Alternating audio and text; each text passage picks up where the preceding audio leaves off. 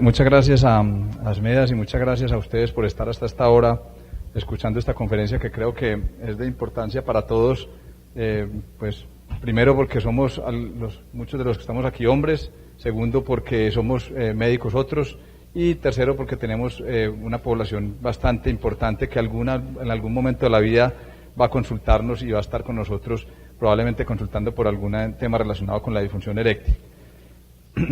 Cuando uno habla de disfunción eréctil siempre tiene que hablar un poquito de la epidemiología, y la epidemiología realmente es asustadora. Y aparte de estos datos que yo les pongo ahí a ustedes en la diapositiva, con unos datos más o menos de una disfunción eréctil casi del 50% o mayor en los 70 años, estos son datos aislados porque realmente lo que más nos impactó a los médicos es revisar estudios como el famoso estudio de Massachusetts, que es un estudio que es del año 92, el estudio más leído en la literatura médica en el mundo, es el estudio de Massachusetts, es un estudio con una población de más de 13.000 pacientes, que nos dijo unos datos que nos dejaron muy asustados y nos dijeron que entre los 40 y los 70 años, entre 40 y 70 años, el 52% de los hombres tienen algún grado de disfunción eréctil, leve, moderado, severa. Eso nos asustó bastante y nos puso a pensar, pues a los que hacemos la medicina sexual, a los médicos, a la comunidad en general, que era una enfermedad pues con unos índices absolutamente desbordados y tan altos que no nos imaginábamos, pero también nos puso a reflexionar, obviamente, a pensar qué había detrás de la disfunción sexual y qué otras cosas se relacionaban con la disfunción sexual.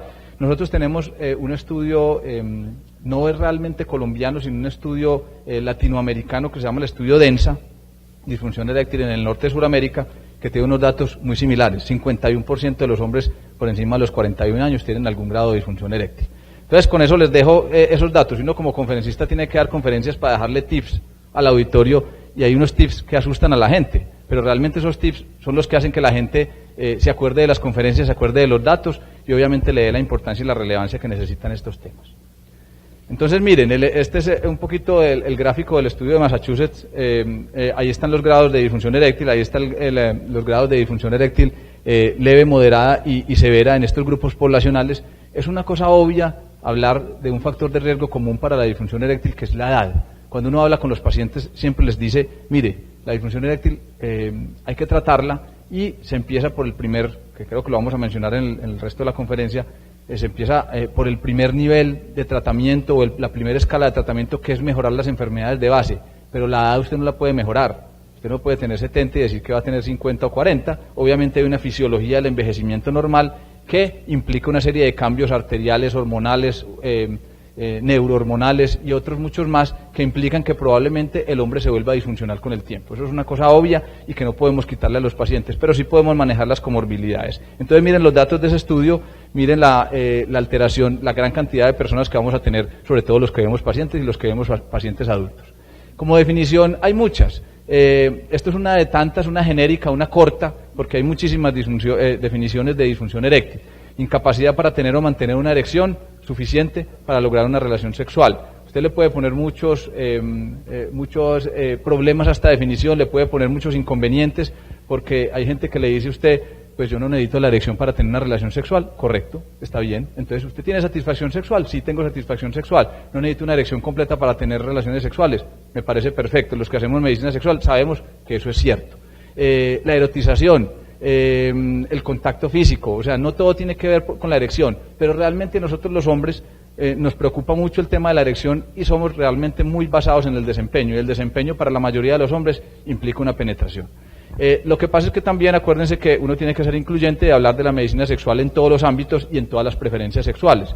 Entonces también esta definición o cualquier otra, si usted habla de parejas del mismo sexo, si usted habla de parejas bisexuales, también usted puede ponerle, digamos, algún inconveniente a la definición para hablar de disfunción eréctil realmente o de disfunción sexual. Sobre la fisiología y la anatomía, un recorderis para todos ustedes de la anatomía del pene y de la anatomía pélvica. Acordémonos que este órgano que es el pene funciona, en este caso aquí hay un cuerpo esponjoso y unos cuerpos cavernosos que están dependientes de unos órganos musculares o de unas porciones musculares inferiores que también tienen un papel, para que ustedes sepan también, el proceso obviamente es un proceso muy vascular de llenado de estos cuerpos cavernosos, pero también hay un papel muy importante de toda esta musculatura a nivel pelviperineal, porque esa musculatura, si ustedes se acuerdan o no lo saben, también es responsable de la compresión de ese cuerpo cavernoso o de ese cilindro que está lleno de sangre, que tiene que lograr una presión suficiente para que el pene tenga una rigidez, no solo circunferencial, sino axial. Y rigidez axial significa que el pene pueda ser sometido a una presión y pueda tener una suficiente fuerza para no doblarse.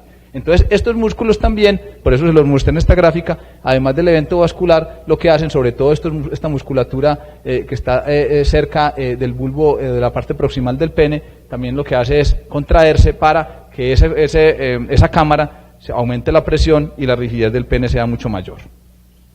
Acuérdense que el pene como estructura como tal es un cilindro, tiene tres componentes principales, o más bien dos componentes. Estos son los cuerpos cavernosos y este es el cuerpo esponjoso o la uretra. La uretra está en la mitad del cuerpo esponjoso y estos cilindros están cubiertos de una lámina muy fuerte que se llama la túnica albuginea. Esa túnica albuginea es muy importante porque sirve como reservorio o sirve como limitante para el aumento de la presión intracavernosa y que ese cilindro logre, como les dije a ustedes ahorita, una rigidez suficiente para que el paciente pueda tener una penetración. Si estamos hablando de disfunción eréctil y si estamos hablando de tema penetración y desempeño sexual.